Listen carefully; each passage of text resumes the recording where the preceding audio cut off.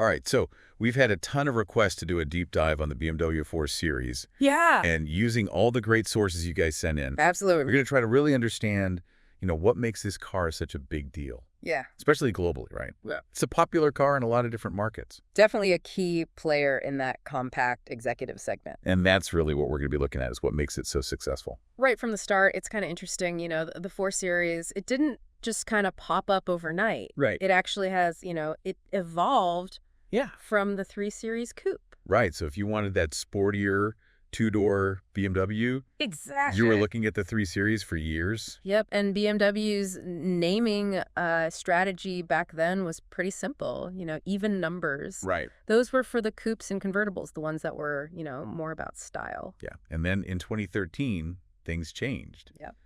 BMW decided to make a change, a pretty big one. Yeah, they spun off the 3 Series Coupe, and that's how we got the 4 Series. It wasn't just a name change, though, right? There was a whole strategy behind it. Absolutely. They wanted to give the 4 Series its own unique identity. Okay. They wanted it to be sportier, more visually striking. So it was about more than just looks. Yeah, they actually changed the engineering, too. Interesting. A lower center of gravity, wider track, all to make the handling even sharper. So it really was about that driving experience. For those buyers who, really prioritize that agility and that kind of that expressive design, it makes sense. Okay, so let's take a look back at that first generation. Right. This is the one that ran from 2013 to 2020. Yep. And they had 3 different body styles, right? Yeah, they did, starting with the Coupe, the F32. Right, so that one debuted in late 2013. Yep, September 2013, Frankfurt Motor Show. Okay, and what engines did they offer initially? So you had your petrol versions, the 428i, the 435i, Uh-huh. and then they had a diesel option as well, the 420. And then they added more engine choices over time, right?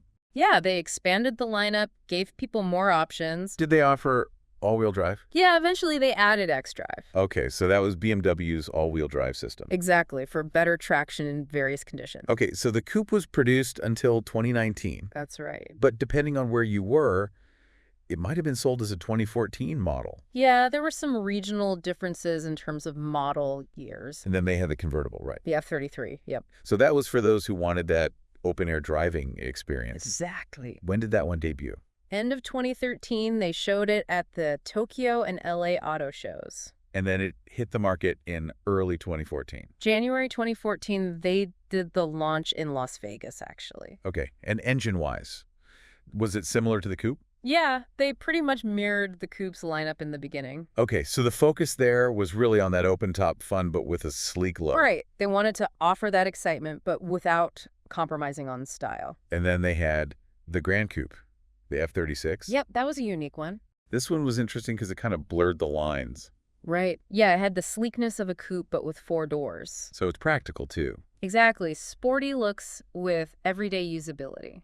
When did that one come out? That was 2014 as well. They showed it off at a few different shows. Like Geneva, New York, Beijing. Okay, and engine options, anything different there? Pretty similar again. They carried over a lot from the coupe and convertible.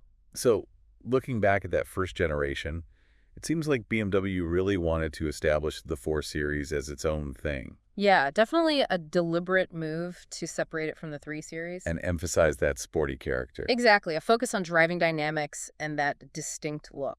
And then the second generation, which started in 2020, really doubled down on that. Oh yeah, they took it even further. So let's talk about the Coupe first, the G22 now. All right, so that one launched in the middle of 2020. Okay, as a 2021 model. Right, and it hit showrooms later that year, around October. And this is where things got really interesting design-wise, right? Yeah, they really went for it, especially with that grille. That big vertical kidney grille, it was definitely a statement. It really set it apart from the 3 Series, visually. So they were really emphasizing that separation. Absolutely, a bold new direction. And then the convertible, the G23, followed soon after. Yep, they unveiled it in late 2020, launched it in early 2021, March 2021. And did they make any changes to the convertible other than the new design language?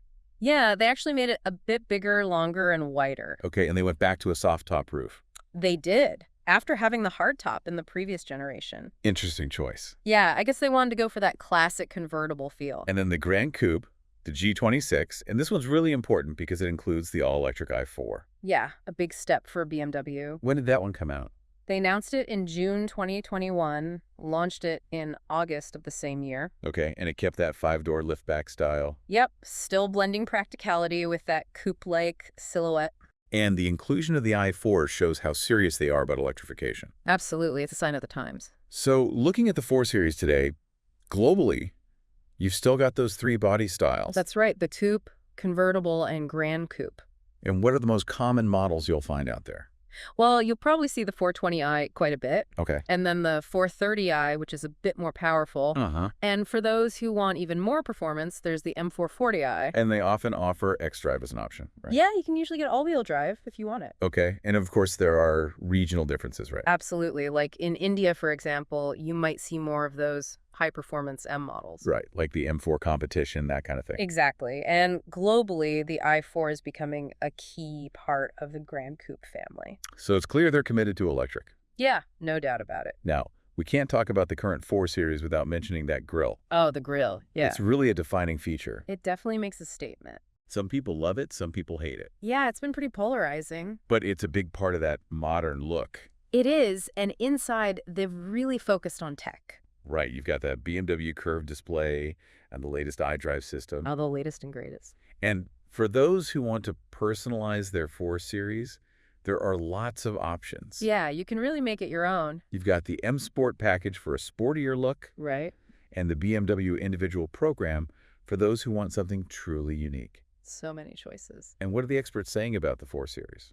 Well, overall, they seem to like it. Yeah. They generally praise the engines, the power they offer, and they also like the handling, that sporty feel. Okay. But some have said that the steering could be a bit more communicative. Interesting. And as we mentioned, the grille is a bit controversial. Opinions are mixed. Makes sense. But overall, they see it as a capable car, well-rounded, Refined, yeah. comfortable, but still fun to drive. So when you compare the 4 Series to its rivals, like the Audi A5 or the Mercedes-Benz C-Class Coupe and Convertible, Right. where does it fit in? It's interesting because I think the 4 Series is often seen as the more driver-focused option compared to the A5, which might prioritize comfort and tech a bit more. And then the C-Class, it leans more towards that traditional luxury feel. Right, so it really depends on what you're looking for. Exactly, what your priorities are. So to wrap up this deep dive on the BMW 4 Series, we've seen how it's evolved, right? Yeah, it's come a long way. From a spin-off of the 3 Series to its own distinct model line.